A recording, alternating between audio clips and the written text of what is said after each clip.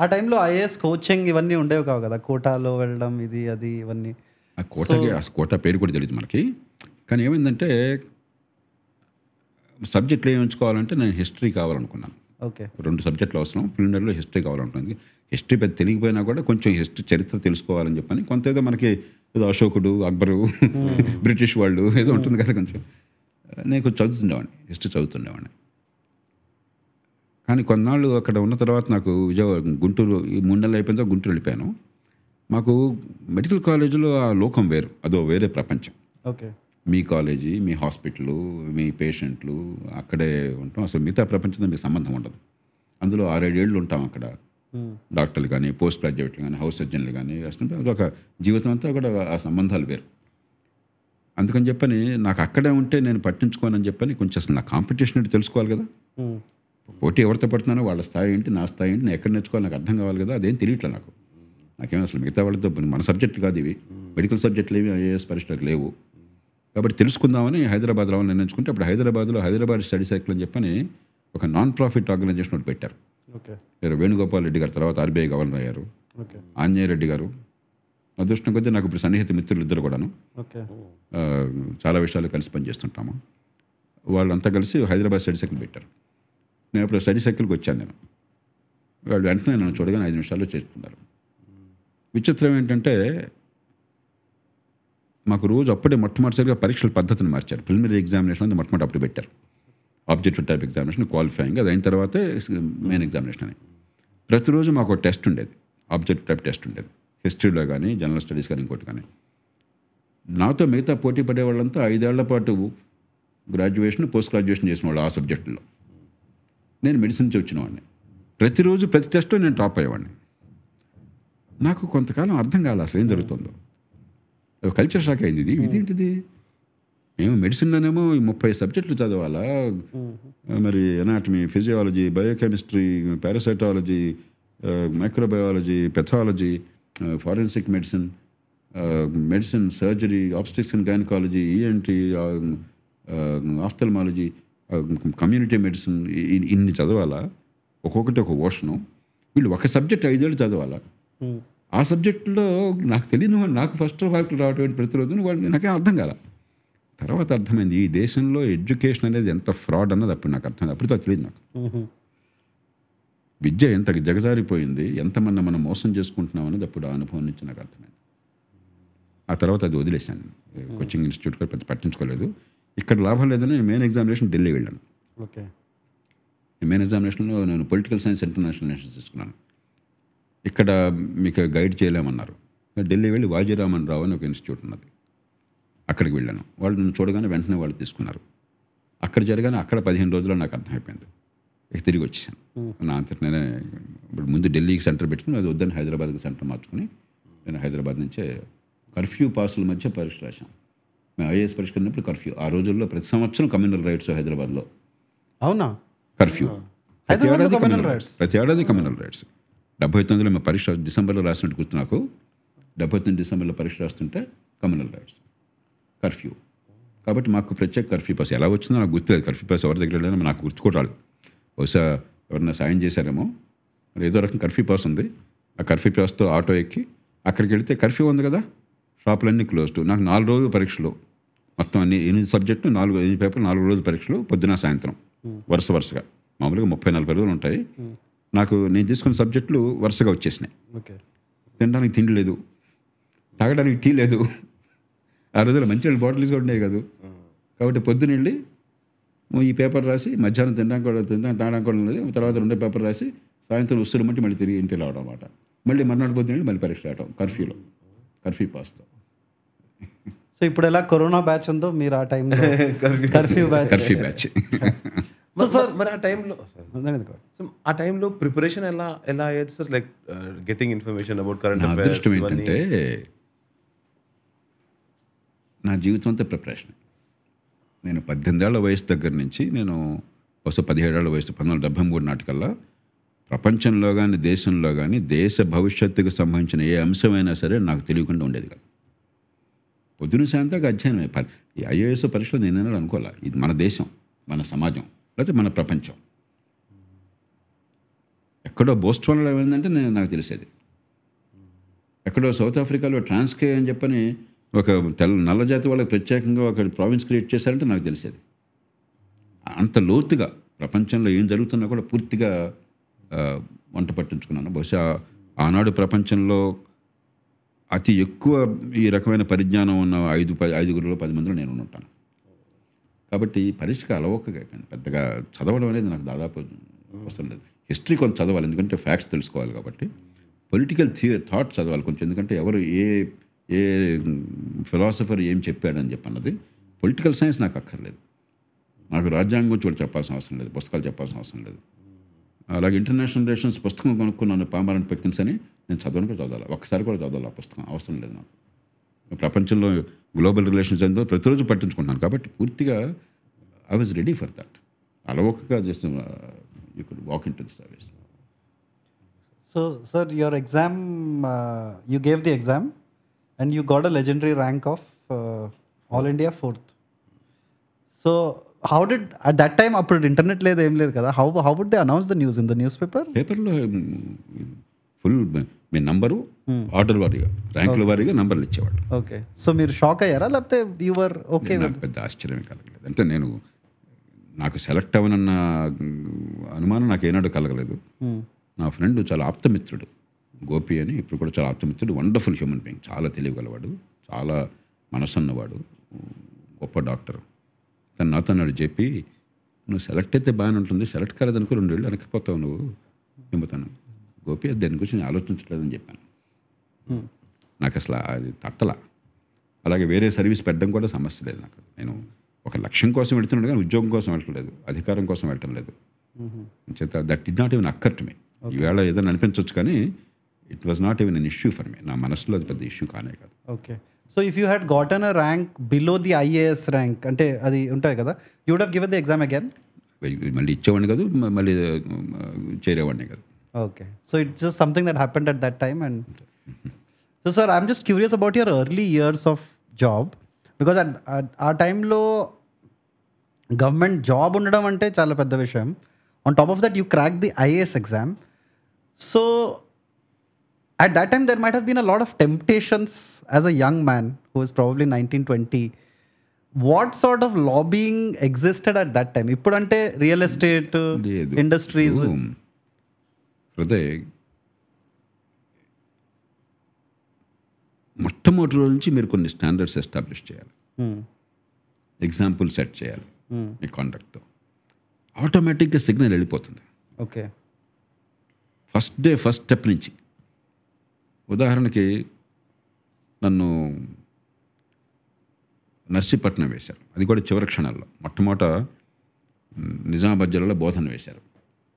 ఒక 1-2 నెలలు ముందుగా నోటీస్ ఇచ్చింది, అకాడమీలో ఉండగానే. మాకు అరుదులో గెజిటీర్స్ అని ఉండేవి. ప్రతి జిల్లాకి జిల్లా చరిత్ర, పరిపాలనా చరిత్ర మొత్తం ఒక గవర్నమెంట్ పుస్తకాలు ఉండేవి. అవన్నీ పూర్తిగా నిజామాబాద్ అధ్యయనం చేసి అంతా రెడీగా ఉన్నాను నేను.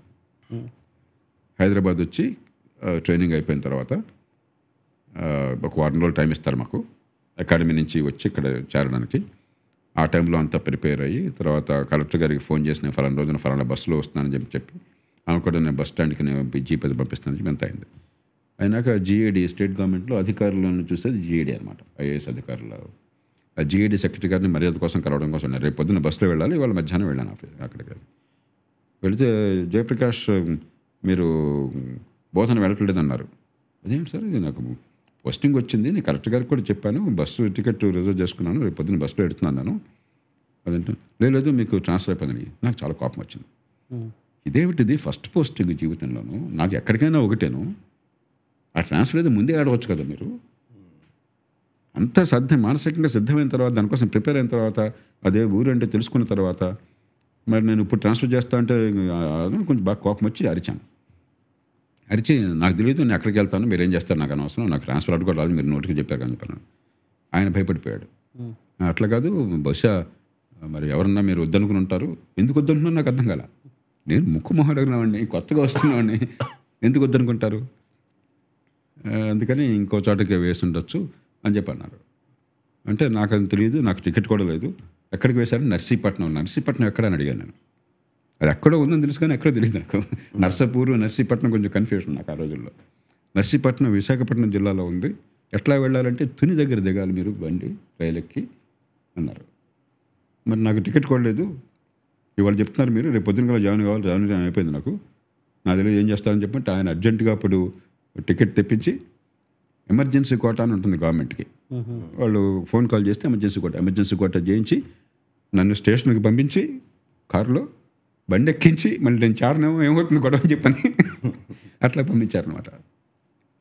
తీరా వెళ్ళాక తునిలో దిగాలని తెలుసు, రైల్వే టైం టేబుల్ ఏదో దగ్గర ఉంది, ఆ తునిలో మార్నింగ్ దిగాను. దిగ్గానే ఫ్రమ్ ద ఫస్ట్ స్టెప్ మీరు స్టాండర్డ్స్ ఎస్టాబ్లిష్ చేయాలి. ఎవరు రాజా గారు వచ్చారు, మా వాళ్ళు బిళ్ళ బంతులతో మామూలుగా ఉంటారు, ఏసీ కోచ్లో ఏదో ఉన్నట్టున్నాను. దిగ్గానే వాళ్ళు నన్ను గుర్తుపెట్టారు, మొహం తెలియకపోయినా కూడా అధికారి దిగాడు, అక్కడ దిగుతారని తెలుసు కాబట్టి, సార్ రాజా గారు సార్ తుని రాజా గారు అన్నారు. నేను నమస్కారం నుంచి పెట్టి వదిలేశాను, ఎందుకంటే ఈ రాజాలు గీజాలు ఏమిటిదంతా అని చెప్పాను. అక్కడ గెస్ట్ హౌస్కి వెళ్ళిన తర్వాత సరే మొహం కడుక్కోవటం అంతా బహుశా ట్రైన్లోనే మొహం కడుక్కుంటాను గుర్తులేదు. గెస్ట్ వచ్చాక సార్ కాఫీ టీ అన్నారు. కాఫీ టీ ఏం అక్కర్లేదు అని చెప్పంటే ఇంకేదో కొబ్బరి నీళ్ళు ఏదో అన్నారు. నేను డబ్బులు ఇచ్చి కొబ్బరి నీళ్ళు అక్కర్లేదు సార్, అక్కర్లేదు తీసుకుంటాం. సో ఫ్రమ్ స్టెప్ 1 మీరు చిన్న బ్రేక్ఫాస్ట్ చేసినా కూడా మీరు ప్రతి చిన్న విషయంలో కనుక ఆ స్టాండర్డ్స్ని ఏ మాత్రం కూడా కాంప్రమైజ్ లేకుండా ఎస్టాబ్లిష్ చేస్తే వెంటనే సిగ్నల్ వెళ్ళిపోతుంది, క్షణాల్లో వెళ్ళిపోతుంది. అలాగే ఇప్పుడు ఏ అధికారి వచ్చినా కూడా నేను వాళ్ళకి చెప్పేవాడిని, పై అధికారి అన్నట్టయితే నేను చూసుకుంటాను, నా దగ్గరికి వాళ్ళు బ్రేక్ఫాస్టో మరొకటో భోజనమో నా ఇంట్లో చూస్తాను, నా బాధ్యత అది, మీరెవరో ఇంతజాం చేయక్కర్లేదు. చిన్నవాళ్ళు అంటే వాళ్ళ పని వాళ్ళు చూసుకుంటారు. సో మీరు జెన్యున్గా స్టాండర్డ్ ఎస్టాబ్లిష్ చేశారు. నేను సైకిల్లో వెళ్ళేవాడిని, సబ్ కలెక్టర్గా ఉండగా కూడా నాకు అధికార కార్యక్రమం అంటే జీప్కి వెళ్ళేవాడిని. 1-2 సార్లు సినిమాకి వెళ్తే ఒంటరిగా ఉన్నప్పుడు నాకు ఇంకా పెళ్లి కాలేదప్పుడు నేను సైకిల్ మీద వెళ్ళేవాడిని. నాకైతే నామోషిగా అనిపించలేదు. అంటే మీరు ఆ స్టాండర్డ్స్ ఎప్పుడైతే ఎస్టాబ్లిష్ చేస్తారో ఈ చిన్న విషయంలో కాంప్రమైజ్ కాకుండా, ఎవరన్నా మామిడిలో పంపిస్తే నమస్కారం పెట్టి తిరిగి పంపించేవాడిని. కాబట్టి అది కనుక చేస్తే ఎవరు మీకు మీ reputation it precedes you. Okay, వెళ్ళిపోతుంది అసలు. ఇంకా పొరపాటును కూడా ఇంకో ఆలోచన ఉండదు. So what standards have established, correct, అది అన్కాంప్రమైజింగ్గా ఉండాలి, అన్నిటా ఉండాలి. కరెక్ట్. కొంచెం నేను మరీ అతిగా కూడా చేసేవాడిని, అలాంటి వాళ్ళం ఎక్స్ట్రీమ్గా కూడా చాలా ఆప్యాయంతో ఉన్న పండించినా కూడా కాదనేవాడిని. ఎక్కడికి వెళ్ళినా కూడా కాఫీ టీ ఆఫర్ చేసేవాడు. ఈ కూడా అందుకని మానేశాను, టీ మానేశాను, కాఫీ మానేశాను, కొబ్బరి నీళ్ళు మానేశాను, అన్నీ మానేశాను. ఎందుకంటే అబద్ధం అంటే ఇష్టం లేదు, అందుకని మంచిగా చెప్పి ఏం తీసుకున్నాను కదా అసలు. ఎక్కడికి వెళ్ళినా కదా క్యాంప్కి వెళ్తే నా క్యారియర్ ఉండేది, ఇంట్లో భోజనం చేయించుకొని తీసుకెళ్ళేవాడిని. అయితే మా కలెక్టర్ గారు నా జ్యూరిస్డిక్షన్కి వస్తే నేను ఆయనకి చెప్పేవాడిని భోజనం తీసుకొస్తాను, లేకపోతే ఆయన నాకు చెప్పేవాడు జయప్రకాష్ వాడు మంచి చేపల కూర తీసుకొస్తాను, మీరు తీసుకురావద్దని చెప్పని. ఆయన కానీ నేను కానీ ఒకరోజు ఏమైంది, 1 సంవత్సరం తర్వాత, ఒక 6 నెలలు అయిన తర్వాత అనుకుంటాను, మా జ్యూరిస్డిక్షన్ కలెక్టర్ గారు వచ్చారు. సీనియర్ మ్యాను, మంచి అధికారి, సమర్థులైన అధికారి ఆయన. జయప్రకాష్ నేను తీసుకొస్తాను భోజనం, మీరు అక్కర్లేదన్నారు. సరే సార్ అన్నాను. పాయకరావుపేట అని చెప్పని ఈ ఈస్ట్ గోదావరికి ఆనాడు విశాఖ జిల్లాకి బార్డర్ అన్నమాట. తాండవ నది ఉంది, తాండవ నదికి ఇటు పక్కనేమో తుని, ఈస్ట్ గోదావరి జిల్లా, అటు పక్కనేమో to the left bank of Tandava river ఏమో పాయకరావుపేట, మధ్యలో చిన్న రివర్ అనమాట.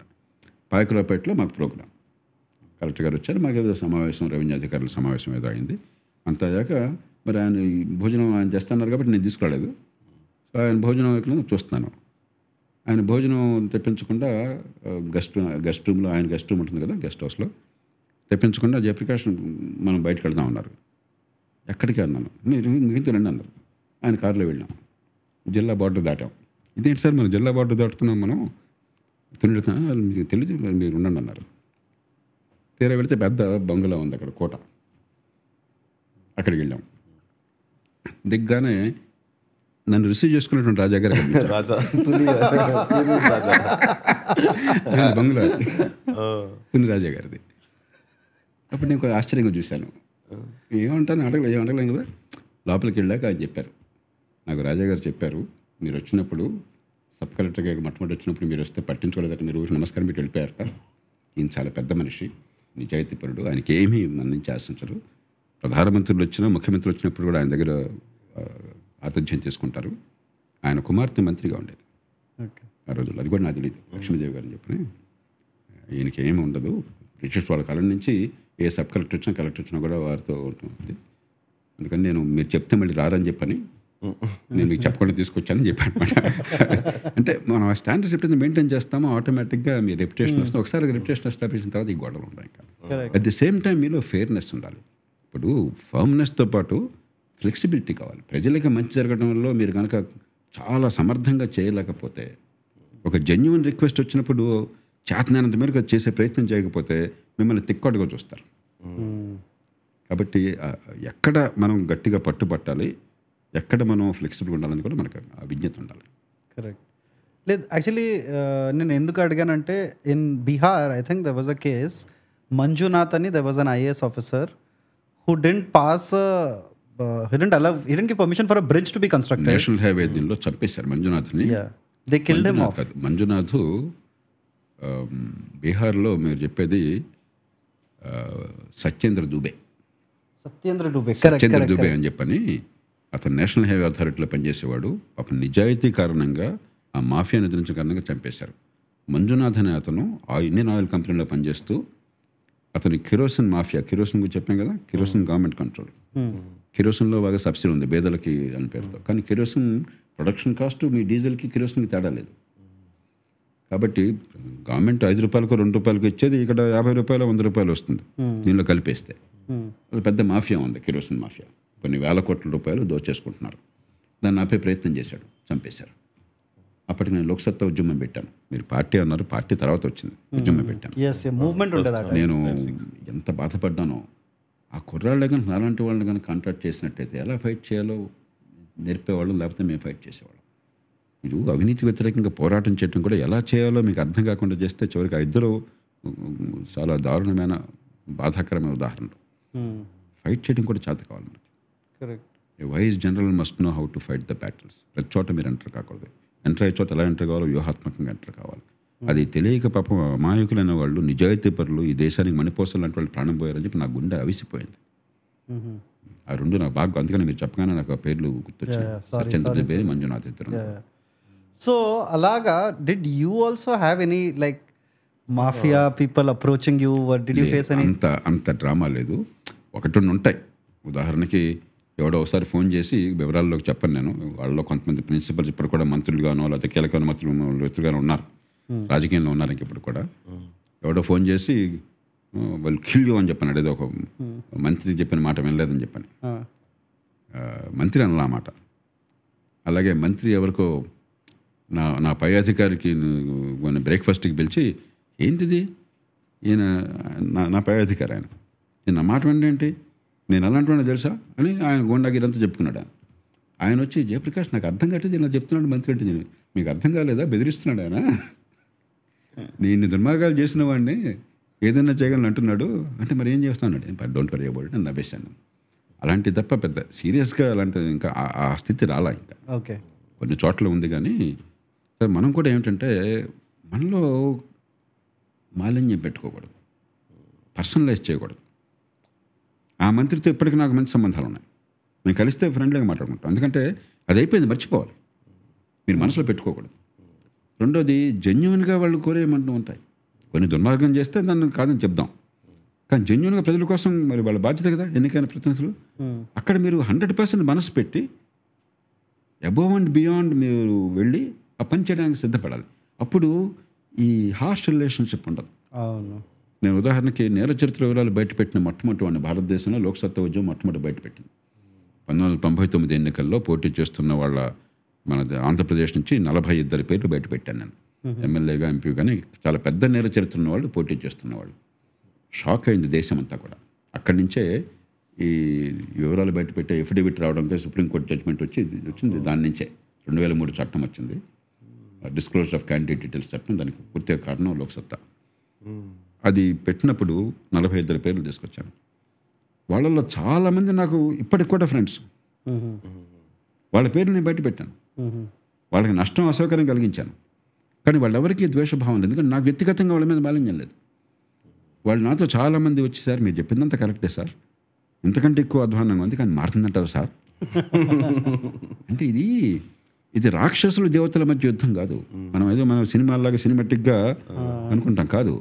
There in vicious cycle. ఒక ట్రాప్లో పడ్డారు. ఆ ట్రాప్లోంచి పర్యటన ఎట్లా అని ఆలోచించాలి. కానీ మన వాడే దుర్మార్గుడు, నేను పెద్ద హీరోని, నీకు వాడికి మీద యుద్ధం జరుగుతుంది, దేవతలు రాక్షసులు, రామరావణుడు, ఇవి చాలా జూనియల్ థింకింగ్. అది చిన్నపిల్లల ఆలోచన. అది కాదు. Much deeper systemic compulsions. నేను అది అర్థం చేసుకున్నామండి from day one. I never compromised in a fight. I never made it personal. I never made it. ఇప్పుడు జిల్లాలో కలెక్టర్గా ఉండగా 1-2 సందర్భాల్లో మంత్రి గారితో నాకు ఫైటు, ఇంకో సందర్భంలో నేను ఎప్పుడు చెప్పేవాడిని, మా సిబ్బందికి కూడా చెప్పేవాడిని, మనకి అభిప్రాయ భేదాలు ఉండొచ్చు, కానీ we all have to work together for the sake of the people. But people are the principals. ఇది నా ఈగో మీ ఈగో కాదు. ఇది we may disagree on occasion, but unless we are seen to be working together, not at cross purposes, we are doing disservice to the people. నీ పెట్టి ఇండివిజువల్గా పెట్టుకుని నీ మూర్ఖత్వంతో ప్రజలకు అన్యాయం చేశాక నీకు ఒకటి ఇచ్చాడు. నువ్వు పనికిరాని బడుద్దాయాలకి మనకి ప్రజలు ఇంత అధికారం ఇచ్చారు, బాధ్యత ఇచ్చారు. అది మర్చిపోతే ఎట్లా? కరెక్ట్. సో సార్, నేను ఇంకో కోట్ చదివినా, దాంట్లో అంటారు, you are always a communist in your 20s and a capitalist in your 30s. I think the crux of that statement is basically as you grow older, you become a little more cynical about things. So did cynicism ever creep into... first of all అసలు దాని ఉద్దేశం కూడా అది కాదు. నా ఉద్దేశంలో కమ్యూనిజంలో అద్భుతమైన లక్షణాలు ఉన్నాయి, క్యాపిటలిజంలో అద్భుతమైన లక్షణాలు ఉన్నాయి. కమ్యూనిజంలో మూర్ఖమైన ఆలోచనలు ఉన్నాయి. కరెక్ట్. చాలా. క్యాపిటలిజంలో మూర్ఖమైన ఆలోచనలు ఉన్నాయి. దీనిలో అద్భుతాన్ని దీనిలో అద్భుతంతో కలపడం ఎట్లా? ఉదాహరణ, కమ్యూనిజం వల్లనే 20వ శతాబ్దంలో ప్రపంచంలో పుట్టుకతో సంబంధం లేకుండా మంచి ప్రమాణాల విద్య అందించి ఎదిగే అవకాశాలు కల్పించాలి, అది మన నైతిక బాధ్యత అన్నటువంటి భావన మానవ సమాజంలో వచ్చింది కమ్యూనిజం కారణంగా. కరెక్ట్. అలాగే మంచి ఆరోగ్యం అందించడం, అంటే ఆపర్చునిటీ ఎట్లా ఇవ్వాలన్నది. అట్లాగే కాంపిటీషన్, చాయిస్, ఇన్నోవేషన్, ఎంటర్ప్రెన్యూర్షిప్, దీంతో వెల్త్ని ఎట్లా క్రియేట్ చేయాలి వచ్చింది క్యాపిటలిజం వల్ల. ఈ రెంటిని కలపాలి. ప్రపంచ దేశాల్లో కమ్యూనిజం ఓడిపోయింది, క్యాపిటలిజం నెగ్గిందంటారు కాదు. పాశ్చాత్య దేశాలు కమ్యూనిజంలో ఉన్న మంచిని, సోషలిజంలో ఉన్న మంచిని స్వీకరించినాయి. ఫేబియన్ సోషలిజం అన్న పేరుతో, లేకపోతే మరో పేరుతో, రకరకాల రూపాల్లో. కమ్యూనిజం క్యాపిటలిజంలో మంచిని స్వీకరించలేకపోయింది, ఒక చైనా తప్ప. ఇప్పుడు వియత్నాం తప్ప ఈ 2 దేశాలు స్వీకరించినాయి. ఇప్పుడు చూడండి చైనా ఎంత ఎత్తునుందో. కమ్యూనిజంలో ఉన్నటువంటి విద్య, ఆరోగ్యము, మౌలిక సదుపాయాలు, అందరికి అవకాశాలు, దాన్ని కొనసాగిస్తూ క్యాపిటలిజంలో ఉన్నటువంటి బెనిఫిట్ తీసుకున్నారు. చైనా ఇప్పుడు తేరిపార చూడలేనంత పెరుగుతుంది, అమెరికాకి ధీటుగా అయింది. వియత్నాం చిన్న దేశం, గోచిపాత అంత దేశం అంతా పోలిస్తే మనకి ఛాలెంజ్గా ఉంది. మనది ప్రధానంలో పోటీ పడేది వియత్నాం మనకు ఇప్పుడు ఎక్స్పోర్ట్స్తో కనబట్లేదు. కానీ ఎందుకని? సేమ్ చైనాని అనుకరించారు వాళ్ళు. వైరాస్ ఆ కమ్యూనిజం పట్టుకుని కూర్చున్నటువంటి రష్యా, సోవియట్ యూనియన్ కుప్పకూలిపోయింది. ఉత్తర కొరియా దిక్కుమాలిన దేశంగా అయిపోయింది. మరికొన్ని దేశాలు విద్యా ఆరోగ్యం బాగున్నా కూడా క్యూబా లాంటి దేశాలు ఆర్థికంగా నాశనం అయిపోయినాయి. కాబట్టి ఇది ఒకటి విక్టరీ, ఒకటి తక్కువ కాదు, 2 కావాలి. ఎక్కడ ఏది కావాలనేది ఆ విజ్ఞత రావటం అనేది ఆ మెచ్యూరిటీ. అలా కాకుండా క్యాపిటలిజం అన్నిటికీ పరిష్కారాలని చెప్పంటే గోండాల పాలన పడుతుంది సమాజం. నేర పరిశోధన ఎవరు చేస్తారు? గవర్నమెంటే చేయాలి. సెటిల్మెంట్ డిస్ప్యూట్స్ ఎవరు చేయాలా? జ్యుడిషియల్ సిస్టమ్ చేయాలి అందరికీ సమానంగా, లేకపోతే బడిచున్నాడిదే బర్రె అవుతుంది. సో కొంతమంది ఎక్స్ట్రీమ్ క్యాపిటలిజంకి వెళ్ళి అసలు గవర్నమెంట్ అక్కర్లేదు, ఎక్స్ట్రీమ్ రిపబ్లికన్స్ కొందరు ఉంటారు అమెరికాలో ఉదాహరణకి. అది చాలా ప్రమాదకరమైన ఆలోచన. అట్లా గవర్నమెంట్ అన్నీ చేయాలా? ప్రమాదకరమైన ఆలోచన. గవర్నమెంట్ పాత్ర గవర్నమెంట్ది, మార్కెట్ పాత్ర మార్కెట్ది, రెంటిని సంధానించాలి. That is the correct approach. Middle path కూడా కాదు, ఇట్స్ సింథసిస్. ఇది ఆర్టిఫిషియల్ కాదు. ఇది what works, what does not work. అందుకనే నేను ఎప్పుడు కమ్యూనిజం, సోషలిజం దానికి వెళ్లకుండా రాజ్యం పాత్ర ఏమిటి, అసలు మానవ సమాజం రాజ్యాన్ని ఎందుకు ఏర్పాటు చేసుకున్నది? జంతువులకు రాజ్యం లేదే. జంతువులు ఒక సభ పెట్టుకుని ఎన్నుకోవే, ఒక రాజు అనుకో, ఎవరు జంతువులు రాజు ఎవరు ఉండరే. మానవ సమాజం వస్తుంది, మానవ సమాజం ఇన్స్టింక్ట్ని దాటింది. జంతువులు ఇన్స్టింక్ట్తో బతుకుతాయి. 2 ఇన్స్టింక్ట్లు. ఒకటి తన మనుగడ, తన ఆహారము, తన మనుగడ, తన భద్రత. 2 తన సంతానం, రిప్రొడక్షన్, సంతానేచ్ఛ. ఈ 2 జంతువుల్ని ప్రేరేపించేది. మనం దాన్ని దాటాం. మన కొన్ని ఎవల్యూషనరీ చేంజ్ వల్ల మనకి మెదడు పెరగటము, నిటారుగా నిలబడ్డము, 14-15 పాటు పిల్లల్ని సాకాల్సిన అవసరం రావటము, భాష రావడం ద్వారా ఇతరుల నుంచి నేర్చుకోవటం, మన నుంచి నేర్చడం సాధ్యం కావటం, ఇవి యునీక్ హ్యూమన్ క్యారెక్టరిస్టిక్స్. దాంతో పెద్ద సమాజం సాధ్యమైంది. పెద్ద సమాజం సాధ్యమైనప్పుడు ఉమ్మడి సేవలు చేయాలని చెప్పంటే ప్రభుత్వం కావాలి. There is a reason. ఇది ఊరికే కాకతాళీయంగా రాలా. ఇది యాంథ్రోపాలజీ అర్థమైతే, మానవ పరిణామం అర్థమైతే ప్రభుత్వం పాత్ర ఏంటో అర్థమవుతుంది. మన అలా కాకుండా ప్రభుత్వం అంటే రాజు నిరంకుశుడు, వాడు ఏం చెప్పినా వాడు ఇష్టం. అది కాదు ప్రభుత్వం. ప్రభుత్వానికి ప్రజలకి కావాల్సిన ఉమ్మడి సేవలు, అవసరమైనవి సొంతంగా చేసుకోలేనివి చేసే బాధ్యత ప్రభుత్వానికి. So next up we have a members question section. If you want to become a member, sir, I have to do some small advertising. Please don't mind. If you want to become a member and ask your own questions, please take membership. The basic membership is 29 rupees, which is 30 ml. And then we have 299, which is for monthly subscription, which is quarter bottle. There was a test for Santosh. Santosh failed. So, all right, you can also ask your questions. And today, actually, we have got the longest and the most detailed questions ever, sir. And I'm not just saying this. Generally, questions are like, how much did you get in 10th standard and all, to other guests. But since you are a learned... I will not even answer those questions if you ask me. Yeah. Because you cleared IAS, you should not be asking 10th standard. No, I was just joking, sir. All right. Here is first question. It's from @SpoonShiftPun. Hello, JP sir. Thank you for being a ray of hope for our future. Every person's childhood up to recent generation have been only focused on education and nothing else. No community service and communication skills and sports were least bothered. Sacrificing the beautiful childhood is just to get good job and settled life and nothing else, no other options like sports, arts, politics, etc. But looking at the way people are earning through social media, do you think the present generation and the next generation will continue to value education and certificates? It's a good question, interesting question. Hriday, it depends on what you mean by education. What our friend is asking is not education. It is schooling with a certification. True education has two purposes. One is fulfilling human potential. Every child born on this planet Earth is endowed by God, if you believe in God, or by nature, with a certain potential. There is that innate potential. It's not the same in everybody. Your heart may be into creative field. Somebody else's heart may be into working with the hands, with the skills. But we all have potential. Nature, the word nature itself embeds in itself the idea of potential. Like, a small little seed can grow into a big tree. We all have that. But because human beings are unique, as we discussed earlier, instinct is not enough for a variety of reasons, and primarily evolutionary reasons. Our innate talent must be harnessed. That is true education. How to fulfill human potential, allow you to reach the highest level that nature gave you the opportunity to rise. The second part is, because we live in a society, in a community, because you are not living because of sunlight, you are not hunting and gathering, you have to make a decent living. That means you must provide goods and services useful to others. In turn, they provide you with the sustenance. That is what employment. Employment is not applying for a government job and doing examinations and competition and somehow getting there. That's not employment. Employment is, livelihood is about creating goods and services others need. Therefore, has this education given you the skills to create those goods and services? It may be producing a show like this to make people think. It may be writing. It may be a beautiful story. It may be a film. It's, of course, material goods and services, 100 things. These are the two elements of education. The education our friend is talking about is unrelated to your livelihood and skills, unrelated to fulfilling potential. Therefore, he has a question. Does it matter? This doesn't matter. It doesn't matter now. It shouldn't matter tomorrow. True education matters always. And we failed spectacularly in true education. I already made that point in a different context. Yes, correct. So that is, our education is in the deepest crisis in the world.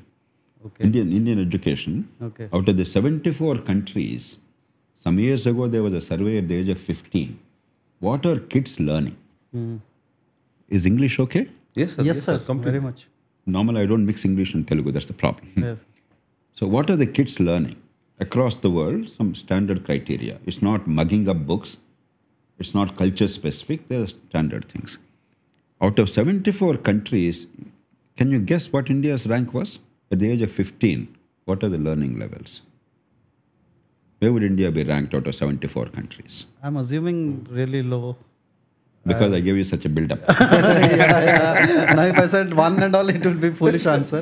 But I assume in the low 50s onwards somewhere. If I didn't give you the build-up, you would think we would be 10, 15, 20. Yeah, I would think that. We were ranked 73rd. Oh. Last but one. Luckily, there was a country called Kyrgyzstan in that list. Do you know what Kyrgyzstan is? Kyrgyzstan, no, sir. It's a Central Asian republic, formerly of the Soviet Union. One of the 5 Central Asian republics.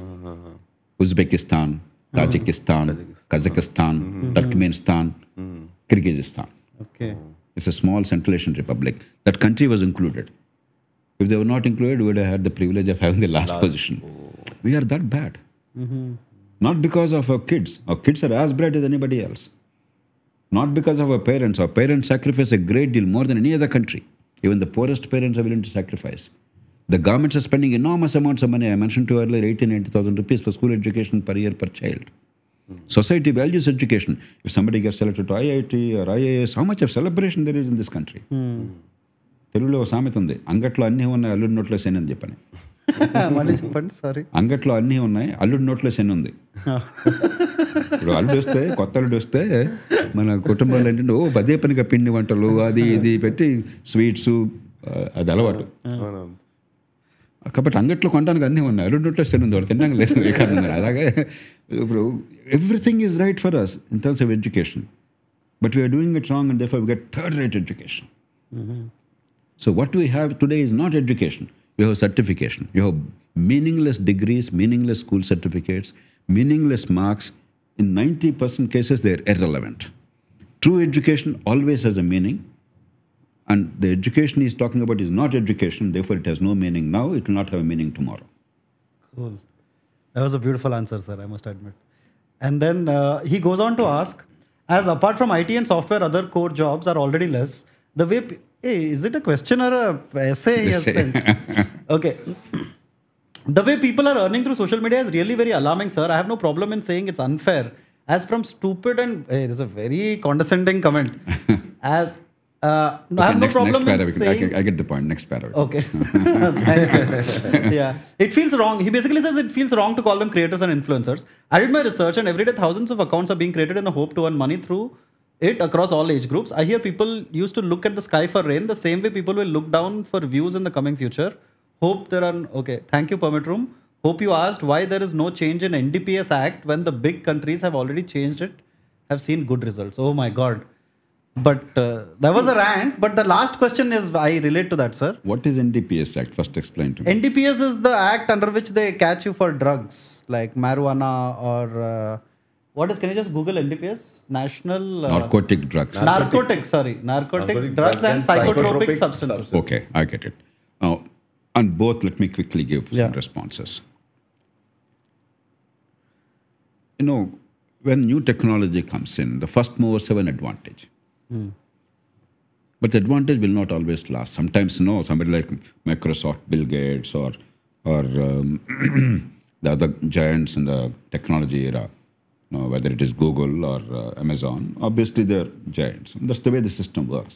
And they produce something of outstanding quality because we need it, because we find the quality good and the price cheap. The world has embraced them, therefore they become rich, and we benefit.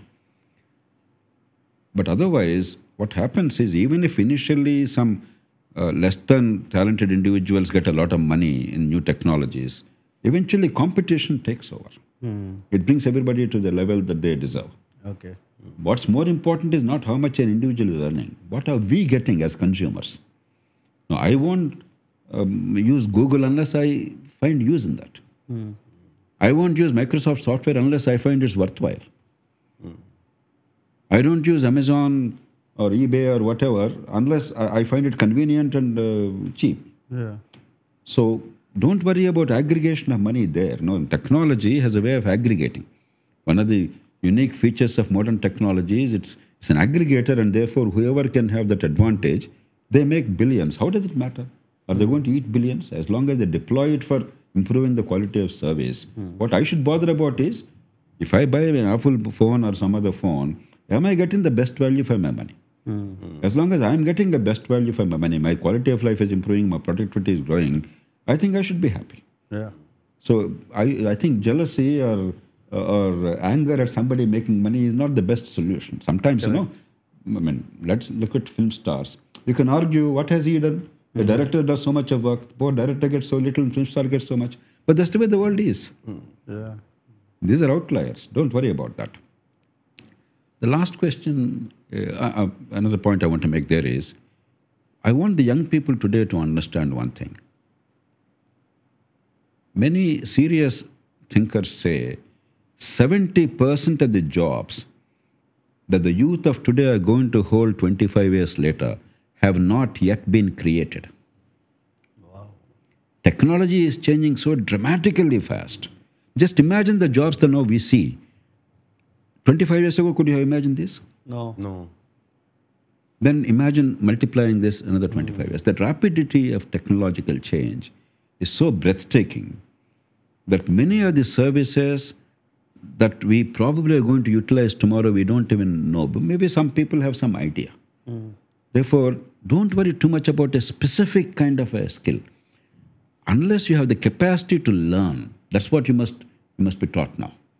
Unless you are capable of adapting your knowledge and integrating quickly to the emerging conditions, increasingly many people will be irrelevant. One is acquiring the skills and the basic foundational knowledge. Second is the ability to be flexible, to be able to adapt. Otherwise, we become obsolescent very quickly, irrelevant very quickly. And the last point, NDPS Act, I'm glad this question is asked because I'm very fond of this issue. And probably I'm not very popular on this issue.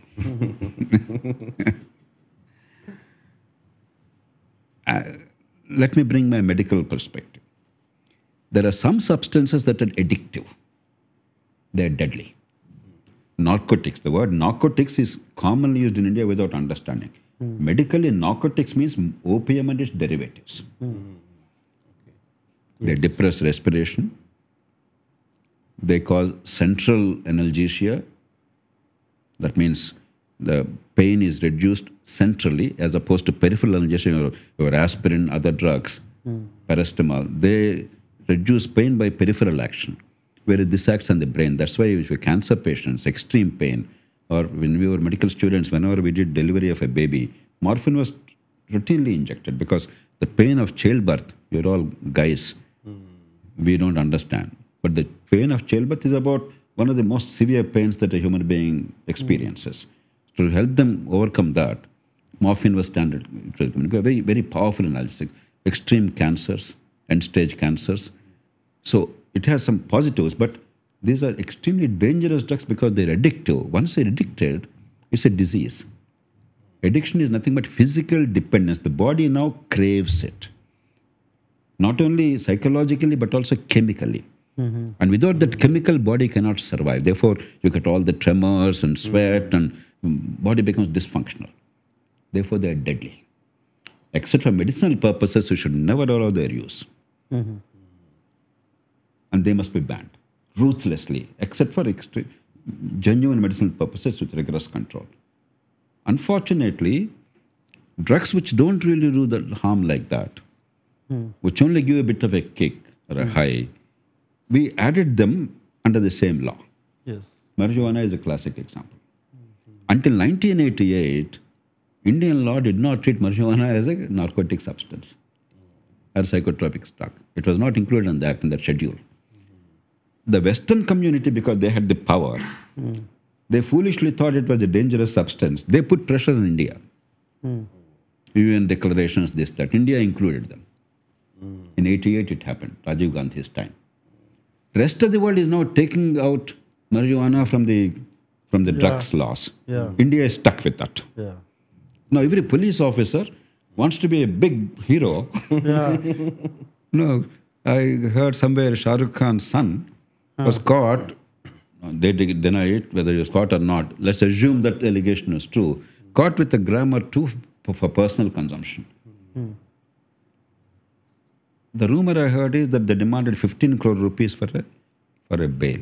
In the guise of moralism, in the guise of acting against drugs, you're actually using immense state power, very coercive state power, for grand corruption and to harass people. Now, I don't want, ideally, smoking. I believe it should be banned. I don't want people to drink alcohol. I don't want people to be over-addicted to drugs. I don't even want coffee or tea if possible. Occasionally I do drink coffee or tea, but not commonly. I remember my daughter at the age of 8, one day when she saw me drinking tea because I gave up everything, no coffee, no tea. And she somehow got the idea that drinking tea or coffee was a terrible thing. So నేను tea తాగటం చూసింది. 8 years old she was. అయ్యో daddy మీరు కూడా చెడిపోయారా? In the tender mind, the idea that her father was drinking tea is like, now somebody is taking drugs. Perhaps alcohol will not give you the sense of outrage that she felt at that time. But the point is that I don't subscribe to that doesn't mean that I can dictate to you what you should do. Yes. In fact, alcohol is far more dangerous than even the drugs if you take the totality of the damage done. Yes. For the same dose, obviously alcohol is less dangerous. But if you take the consumption and the number of people who are consuming, the damage done by alcohol to health and to the purse and in terms of gender violence, in terms of crime, fatalities and accidents is phenomenal. Yeah. Now, therefore, he is banning the answer. Human society has, the history has proved that it doesn't work. But you must very rigorously control it. You must never allow a person to be driving drunk. You must never allow a person to be seen drunk in public to create a public nuisance. You must never allow them to drink publicly. And many other very tough protocols can be there. But otherwise, you cannot dictate. Narcotics are different. Because the dangers are so imminent and so quick, you have to ban. There's no question. But if you don't allow the soft options, human beings are human beings.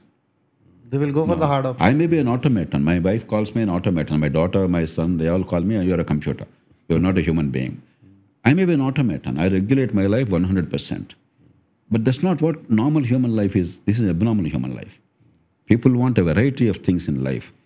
As long as your freedom does not damage other human beings, as long as your exercise of freedom is not damaging your own health irreparably and quickly, like an addiction, I think the state should not needlessly intervene.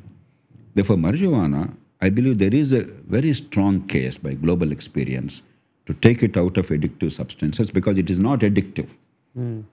It can do some damage if excessive high you drive or something. Sometimes judgment may be impaired. But that's like alcohol. Therefore, you regulate in that manner. And many countries, US, almost every major state has now taken marijuana out of this. And they're licensing it, they're getting revenue, like liquor, for instance, in excise revenue. So there is a case to do that. And most important of all, do not criminalize the consumer. The consumer is now sick. Yes. Have de-addiction programs. Criminalize the supply chain. Go after them, even in terms of the narcotics, the serious stuff. The mafias are making hundreds of billions of dollars today. It's the biggest source of revenue for organized crime in the world. Go after them ruthlessly. Don't go after the innocent consumers who became addicted. Have de-addiction centers. It's a disease.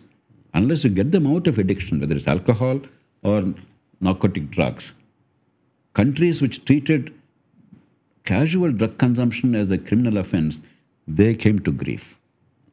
Countries that had a practical approach, from a tiny country like Portugal to the Netherlands and many other countries, they're actually handling it much more sensibly.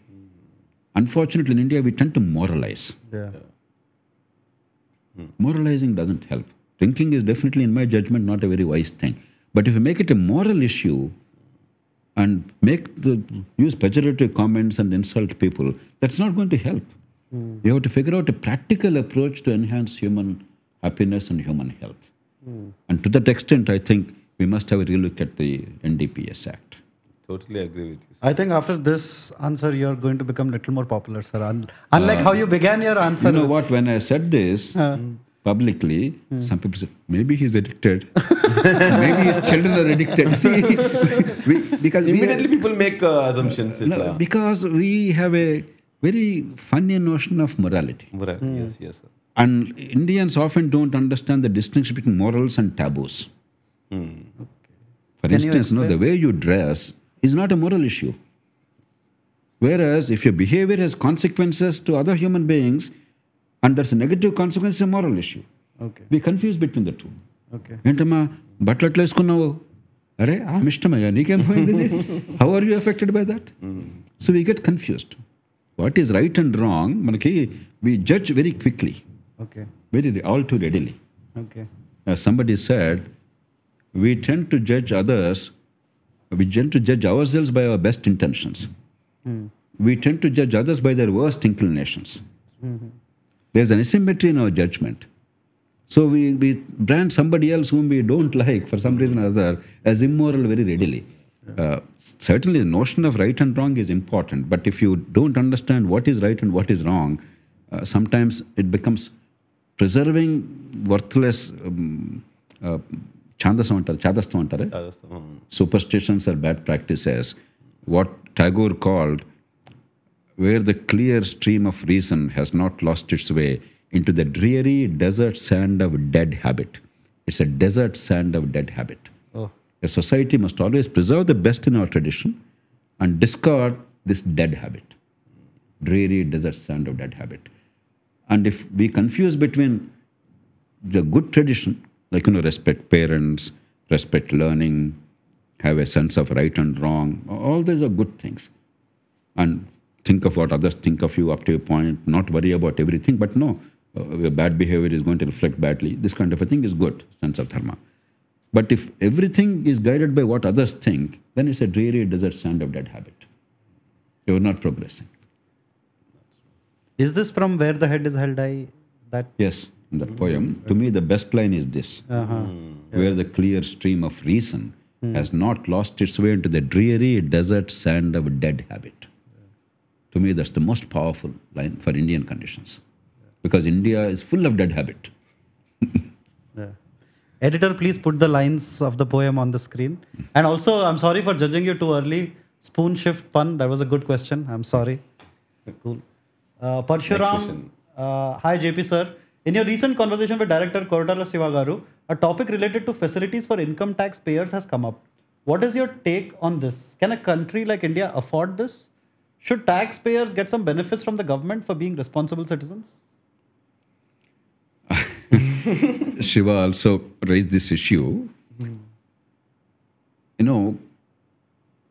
Legally throughout history, tax is the government's sovereign right. But in a democratic society, we go beyond that and we say there must be a link between taxes that they collect and the services they render. You can't simply say like an old-fashioned monarch. మన పాత తెలుగు సినిమాల్లో దుర్మార్గుడైన రాజు లేకపోతే రాజు భట్టులు సైనాధిపతి వచ్చి బాధేసి పన్ను తీసుకుంటుంటాడు. పేదలు పాపం పంట పండదు, దుర్భిక్షంలో ఉన్నారు అని కూడా కొట్టి చంపి డబ్బు నగల్లాగేసి చేసుకుంటుంటాడు. That's no longer acceptable. There must be some kind of a link between the taxes you pay and the services you get. The best way to make it happen is make the government as close to people as possible in as many areas as possible. It's not possible everywhere. National defense can't be close to you. It has to be at the borders. But the way your road is built, the way stormwater drainage is there, the way traffic is managed, the way you get drinking water, or power supply, or security on the street, these are local issues.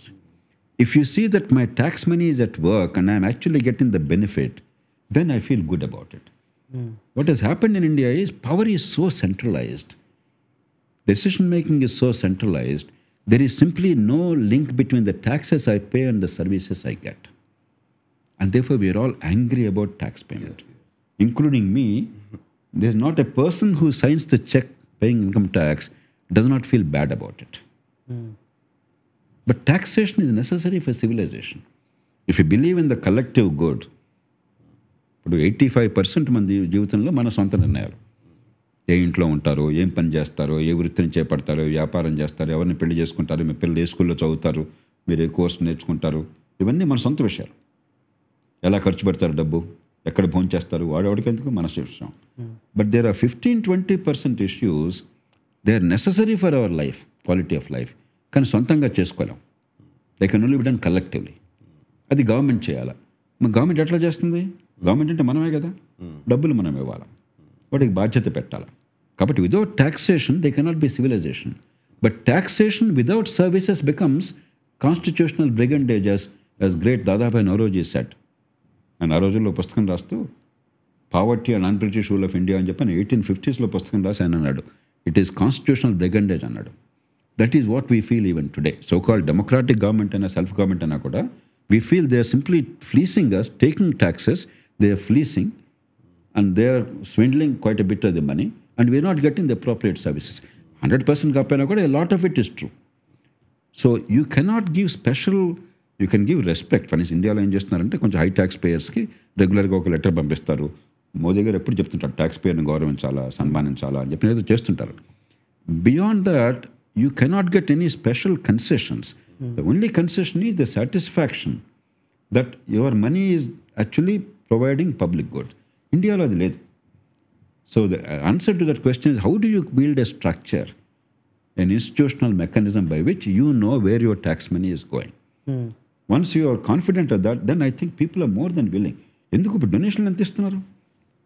నిజంగా డబ్బు సద్వినియోగం అవుతుంది అనుకుంటే ఎంతమంది సంతోషంగా డొనేషన్లు ఇస్తున్నారు. Tax కట్టడానికి బాధపడే వాళ్ళు కూడా డొనేషన్ సంతోషంగా ఇస్తున్నారు. ఎందుకని?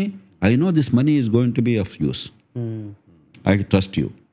I know you're actually making sure that person gets the benefit. Government ఆ పని చేయలేకపోతాం. That is the central issue.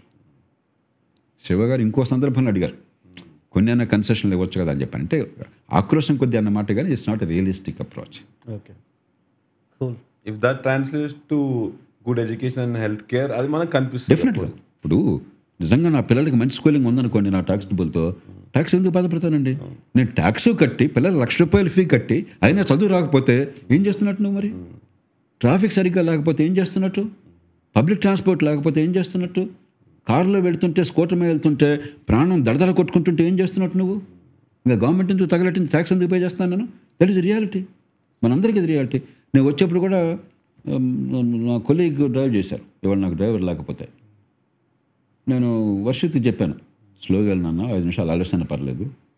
ఎందుకని? ఈ దేశంలో ఏమవుతుందో నాకు తెలుసు కాబట్టి. మనం అంత భయపడుతుంటే రోడ్డు మీద వెళ్ళినప్పుడు how can you be happy? Tax payer ఎందుకు కడుతున్నాను? వాడు బలవంతంగా వసూలు చేస్తున్నాడు, కట్టకపోతే జైల్లో పెడతాడు, పెనాల్టీ వేస్తాడు కాబట్టి కడుతున్నాను, కానీ సంతోషంగా కట్టట్లా. That is the problem. Aviram, hello sir. I mean this in a positive way. Okay. So there's obviously a bomb coming after. Hello sir, I mean this in a positive way. How do you think you have contributed to our political landscape since your involvement? Have there been any significant achievements, not just in terms of election results, but through the political philosophy you and Lok Satta advocate? Oh, thank you for that question. Actually, బ్రహ్మాండమైన answer మనకు దానిలో ఉంది. I'm very painfully conscious. Loksatta ఉద్యమం చేసిన దానికంటే, సాధించిన దానికంటే సాధించాల్సింది చాలా ఎక్కువ ఉన్నది. అందుకనే నేను గొప్ప విజయాలు సాధించినా కూడా నేను ఎప్పుడు కూడా సంతోషపడినా. మా వాళ్ళందరూ ఏంటంటే మీకు సంతోషం లేకపోతే ఎట్లాగా, లెట్ us సెలబ్రేట్ దిస్ అని చెప్పాను. ఎందుకంటే I'm aware how much more needs to be done. కానీ అట్ ది సేమ్ టైం చెరువులో సామెత ఉంది, చెట్లు లేని చోట ఆముదం చెట్టే మహావృక్షం. సార్ మళ్ళీ చెప్పండి. చెట్లు లేని చోట, ట్రీస్ లేనప్పుడు ఆముదం చెట్టు చూసేటప్పుడు క్యాస్టర్ ఇంత ఎత్తు ష్రబ్, బుష్ లాగా ఉంటుంది. చెట్లు లేని చోట ఆ చెట్టే మహావృక్షం. అలాగే దేశంలో and very few people accomplished anything worthwhile. Loksatta సాధించిన విజయాలు చాలా గొప్ప విజయాలు. 3 constitutional amendments Loksatta brought about without a single member of parliament. 91st amendment, 97th amendment, 99th amendment. Okay, కనీసం 8 చట్టాలు లోక్సత్తా వాళ్ళు వచ్చినాయి. రైట్ టు ఇన్ఫర్మేషన్ యాక్ట్ నేను అరుణ్ రాయ్ ఇద్దరం కలిసి సాధించాం. Correct, true. I would read about it in the newspaper back then. Yes. Local courts law entirely Lok Satta's creation. Disclosure of candidate details Lok Satta 99లో చేసిన ఉద్యమం నుంచే వచ్చింది. Correct. National health mission, I'm the author of that. Petrol బంకుల్లో ఆ రోజుల్లో 10% కనీసం short delivery ఉండేది. మీటర్ ఒకటి చూపెడుతుంది, లోపల పంపించేస్తుంది ఒకటి. ఆంధ్రప్రదేశ్లో ఒక చిన్న ఉద్యమాన్ని 1998 అక్టోబర్ 2 నుంచి టేకప్ చేసాం. Within 1.5 years 90% of the short delivery stopped in India. We found a powerful tool for citizen action. Oil కంపెనీస్కి ఇన్సెంటివ్ లేదు కాబట్టి చెడు చేయడానికి వాళ్ళు ఇమ్మటి మేలుకొని మొత్తం మార్చారు. దానివల్ల బహుశా ఈ దేశంలో ఇప్పటికీ 10 లక్షల కోట్ల రూపాయలు ప్రజలకు ఆదాయం ఉంటుంది. ఒక చిన్న ప్రయత్నం సరిగ్గా చేయడం చేత 10 లక్షల కోట్ల రూపాయల ఆదాయం ఉంటుంది వినియోగదారులకి. అట్లాగే అగ్రికల్చర్లో ఇంటర్స్టేట్ ట్రేడ్ బ్యారియర్స్ ఉండేవి. నేను ఉద్యమాలు చేసే బ్యారియర్స్ తొలగించడం చేత రైతులకి దేశంలో ఇప్పుడు ఉదాహరణకి 2011లో పక్క రాష్ట్రంలో 1200 రూపాయలు ఉంటే ఒక బస్తా ధాన్యానికి ఒక వెరైటీకి, మన స్టేట్లో 750 రూపాయలు ఉంది. ఎందుకని ఇక్కడి నుంచి అక్కడికి వెళ్ళడానికి నిషేధించారు, బ్యాన్ చేశారు. నేను ఉద్యమం చేసి పాదయాత్రలు చేసి దాన్ని తొలగించాను. దాంతో దేశంలో ఆ బ్యారియర్స్ తొలగిపోయినాయి. ఎక్స్పోర్ట్ ఫుడ్ గ్రెయిన్స్ బ్యాన్ చేశారు.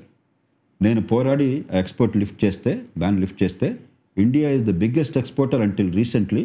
మళ్ళీ యుక్రెయిన్ వారు వచ్చిన తర్వాత మళ్ళీ they impose the ban unwisely. Cooking oil import, India is the biggest import in the world. నేను పోరాడి ఇంపోర్ట్ చేసుకోండి అవసరమైతే, కానీ కొంత రీజనబుల్ టారిఫ్ పెడితే మన రైతులను ప్రొటెక్ట్ చేయొచ్చు.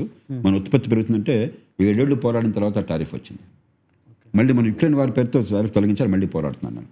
కాబట్టి ఇలాగా కనీసం 14-15 పెద్ద విజయాలు జాతీయ స్థాయిలో సాధించాం. కానీ దేశ అవసరాలతో పోలిస్తే ఇది మినిస్క్యూర్. కరెక్ట్. మిగతా వాడితో పోలిస్తే చాలా ఎక్కువ. కాబట్టి చెట్లంచట ఆవుల చెట్టు అనుకుంటున్నాను తప్ప మహావృక్షం అనుకోవట్లేదు. There is a lot more to be done. What it means is if you know what you want, if you think through very carefully, if you mobilise people, you can get many things happen. But many more things need to happen. రెండోది, beyond specific achievements ఈ దేశంలో ప్రజాస్వామ్యాన్ని గురించి కానీ పరిపాలన గురించి కానీ రేషనల్గా, ఎమోషనల్గా కాకుండా, ఊరికే ఒకదంపుడు కాకుండా థాట్ఫుల్గా, evidence based, logical, pragmatic solutions. Last word I can say with complete confidence and humility, Lok Sabha. You take an issue from NDPS Act to rule of law challenges, to education and healthcare crisis, how to come out of it, in a pragmatic way. మన రిసోర్స్తో లక్షల కోట్లు డబ్బులు ఇచ్చేస్తానంటే జరిగే పనులు కాదు, గొంతుమ గొట్టలు కాదు. So much work is being done.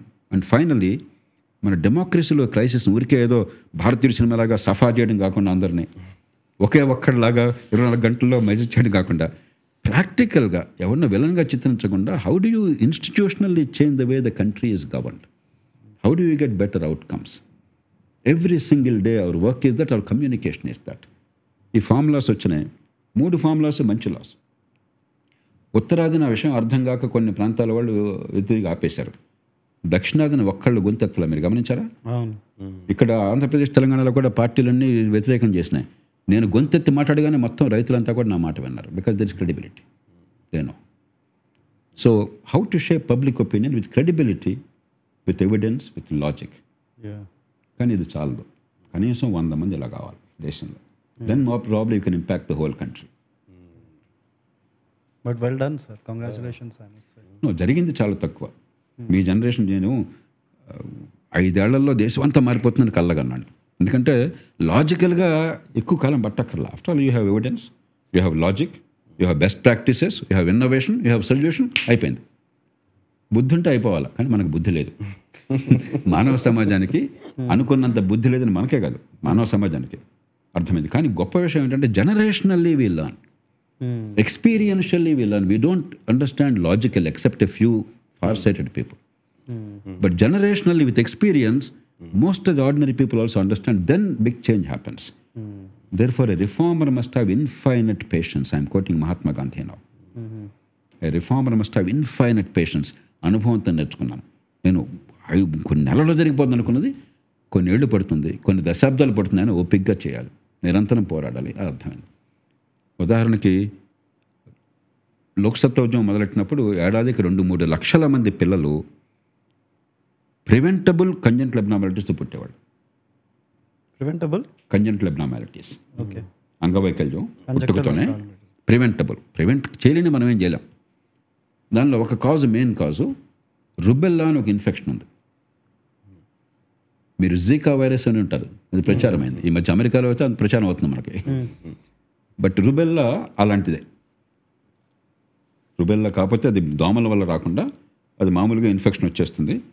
గర్భస్థ మహిళకు కనుక ఇన్ఫెక్షన్ వస్తే బిడ్డకు అంగవైకల్యం వస్తుంది. దానికి టీకా ఉంది, అదృష్టం కొద్ది. డబ్బున్న వాళ్ళకి టీకా అందుతుంది, మీ అందరికీ టీకా అందింది, నా పిల్లలకు అందింది, నాకు అందలా. కానీ డబ్బు లేని వాళ్ళకి టీకా అందట్లా. ఎంఎంఆర్ వ్యాక్సిన్ అంటాం. ఎంఆర్ వ్యాక్సిన్ అంటే దానిలో R is rubella, German measles అంటారు. గోటితో పోయేదానికి గొడ్డల దాకా వస్తుంది. ఆ వ్యాక్సిన్ అందక లక్షల మంది పిల్లలు అంగవైకల్యంతో పుడుతున్నారు. బుద్ధి ఉంటే దేశంలో 5 నిమిషాల్లో ఆ పని జరగాలి. This is the fact.